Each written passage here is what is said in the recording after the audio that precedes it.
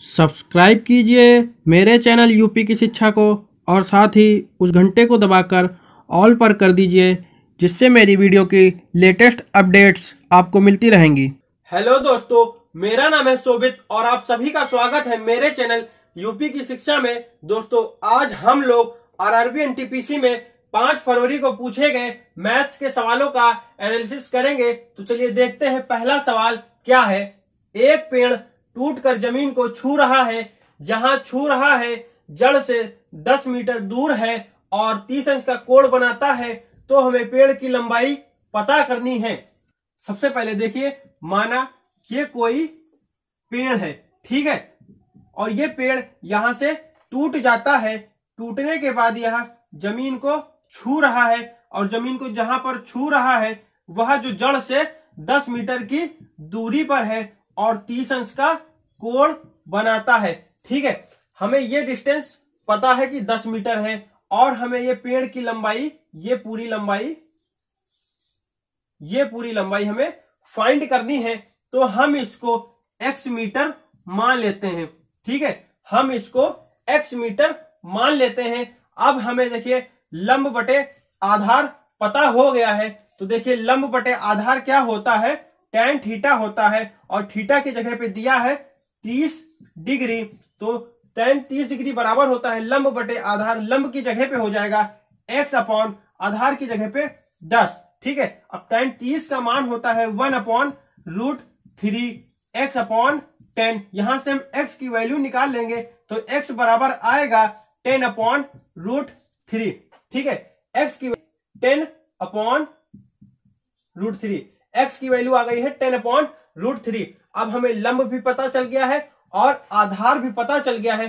तो अब हम इसको फाइंड कर लेते हैं, ये कर्ण को फाइंड कर लेंगे। तो देखिए कर्ण बराबर होता है, कर्ण का होल स्क्वायर इक्वल टू होता है लंब का स्क्वायर प्लस आधार का स्क्वायर, ठीक है।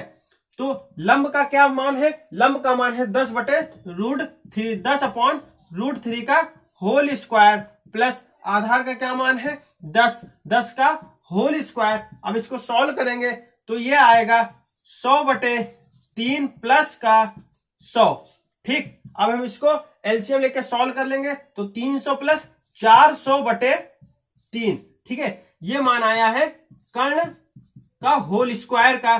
तो यहां से हम कर्ण का मान निकाल लेंगे, होल स्क्वायर को उधर भेज देंगे तो इसका रूट लग जाएगा और 400 जो है वो 20 का स्क्वायर होता है अपॉन √3।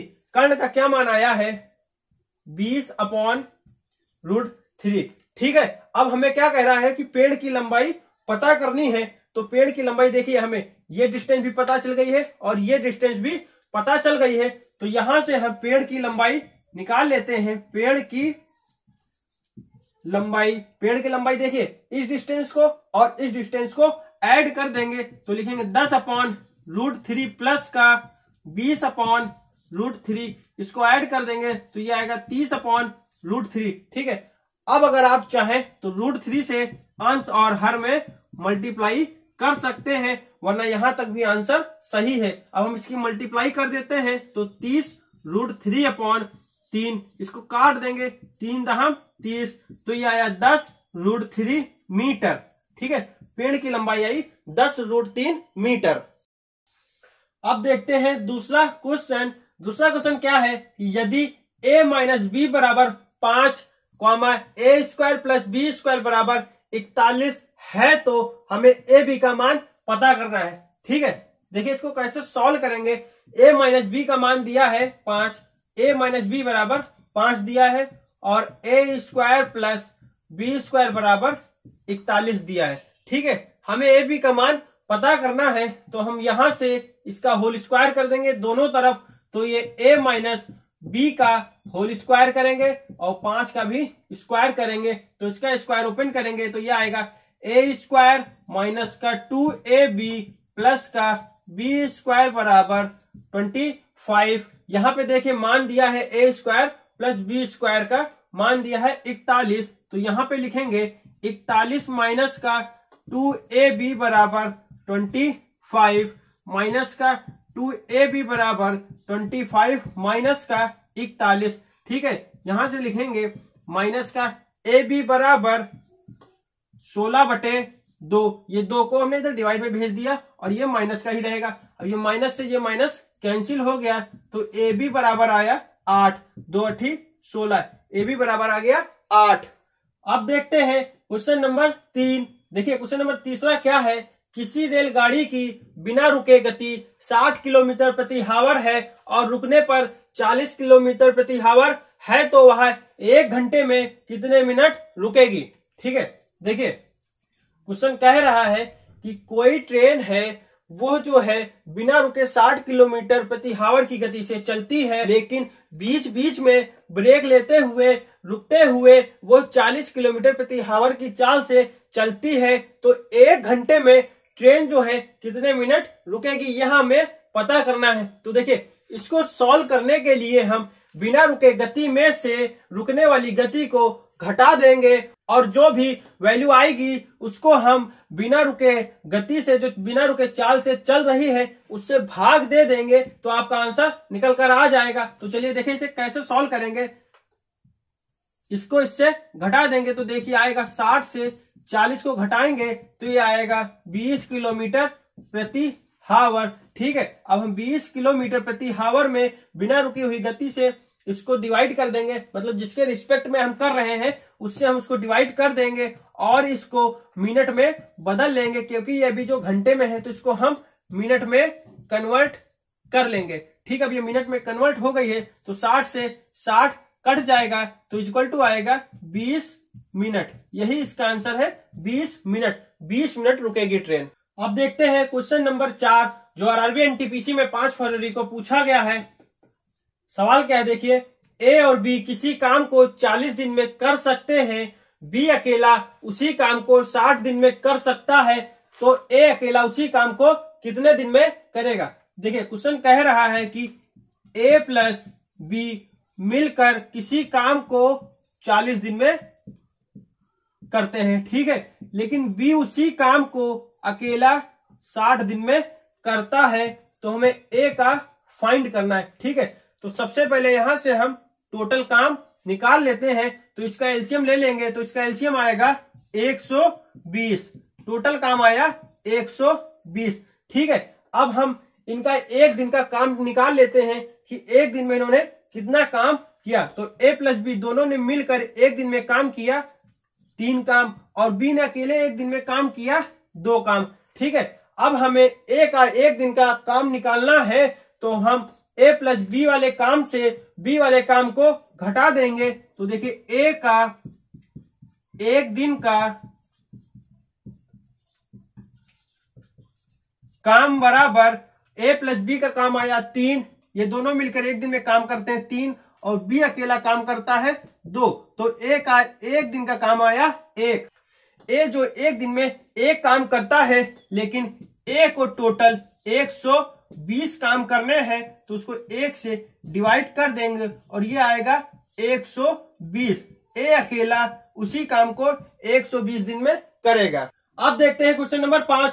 यदि x अपॉन अंडर रूट 162 बराबर अंडर रूट 128/x है, तो हमें x का मान बताना है। देखिए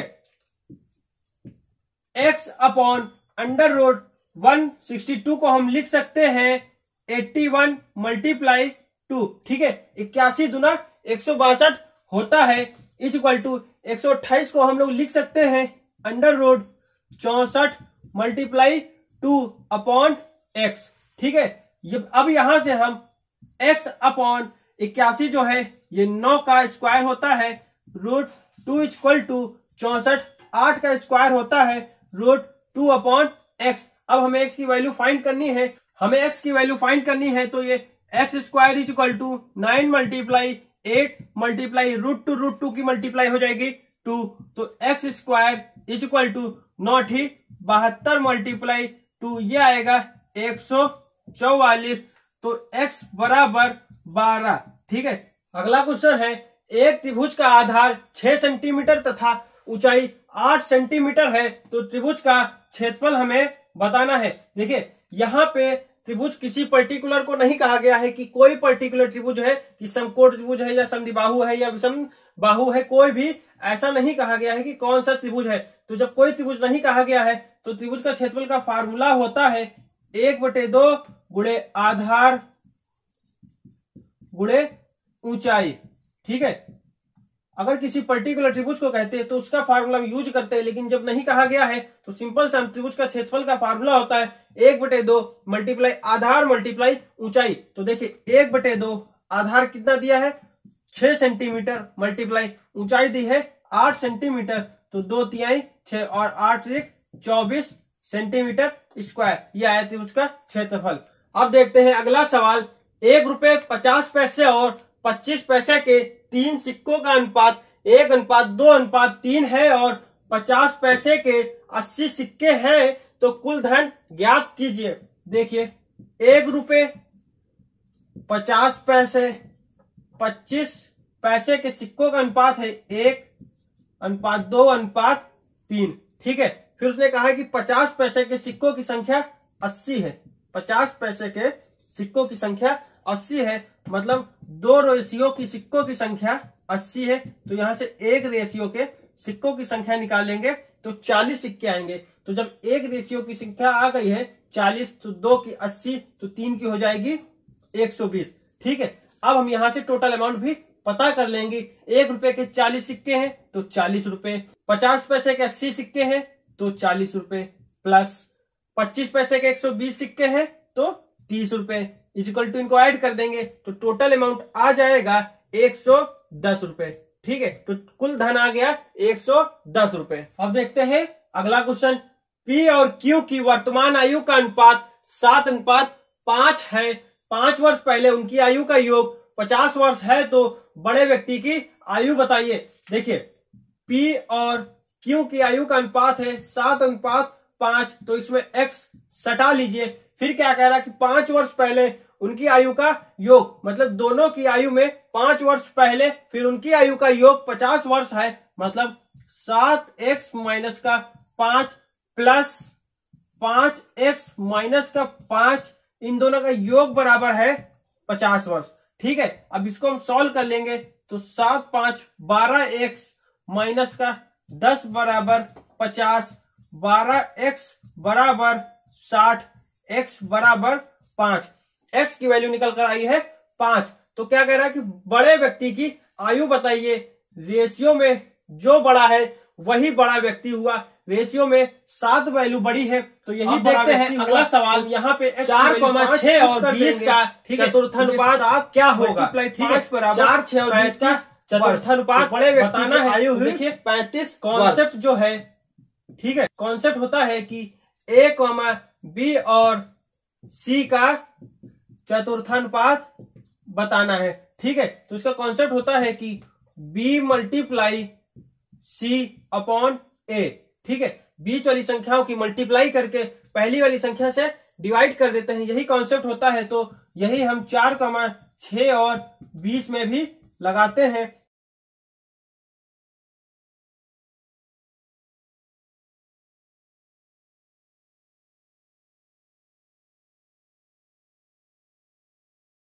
तो इसको हम 6 मल्टीप्लाई 20 करेंगे अपॉन 4 से भाग दे देंगे, तो 4 पंचे 20, 6 पंचे 30, चतुर्थानुपात आया 30। अब देखते हैं अगला सवाल। लड़कियों की संख्या का 2/5 और लड़कों की संख्या का 3/5 बराबर है। यदि कुल संख्या 250 है तो लड़कों की संख्या बताओ। देखिए कह रहा है कि लड़कियों की संख्या का 2/5 बराबर है लड़कों की संख्या का। ठीक है, तो 5 से 5 कैंसिल हो गया, तो इसको हम लिख सकते हैं girls upon boys is equal to 3/2, और या इसको लिख सकते हैं G अनुपात B, और इसके लिख सकते हैं 3/2। ठीक है, गर्ल्स और बॉयज का रेशियो में निकाल लिया है 3/2, तो इसमें अब x सटा लीजिए। ठीक है, अब इन दोनों का टोटल योग दिया है कि 250 संख्या है, तो इनको हम ऐड कर लेंगे तो 5x बराबर 250। ठीक है, 5x बराबर दिया है 250, तो x बराबर आया 50। ठीक है। अब देखते हैं अगला सवाल। लड़कों की संख्या बतानी है। का क्षेत्रफल 150 सेंटीमीटर स्क्वायर है और लंबाई 15 सेंटीमीटर है, परंतु लंबाई को 4/3 कर देने पर नया परिमाप क्या होगा। देखिए कह रहा आयत का क्षेत्रफल, तो आयत का जो क्षेत्रफल का फार्मूला होता है, आयत का क्षेत्रफल बराबर होता है लंबाई गुणे चौड़ाई। ठीक है, आयत का क्षेत्रफल बराबर होता है लंबाई गुणे चौड़ाई। तो यहां पे देखिए लंबाई मल्टीप्लाई चौड़ाई भी दी है 15 सेंटीमीटर, तो यहां से b बराबर निकाल लेते हैं 10 सेंटीमीटर। ठीक है, लेकिन फिर कहा गया है परंतु लंबाई को 4/3 कर देने पर, मतलब जो पहले वाली लंबाई थी 15 सेंटीमीटर उसका 4/3 और कर देने पर, तो यहाँ पे 4/3 से मल्टीप्लाई कर देंगे तो 3 एकम 3, 3 × 6 15, 5 चौके 20 सेंटीमीटर। नई लंबाई हो गई 20 सेंटीमीटर। तो हमें आयत का परिमाप बताना है, तो आयत का परिमाप बराबर होता है 2 × लंबाई प्लस चौड़ाई। ठीक है, तो आयत का परिमाप बराबर यहाँ पे वैल्यू पुट कर देंगे 2 × लंबाई की जगह पे 20 प्लस चौड़ाई की जगह पे 10 इक्वल टू 20 10 30 × 2 मतलब 60 सेंटीमीटर। आयत का परिमाप आया 60 सेंटीमीटर।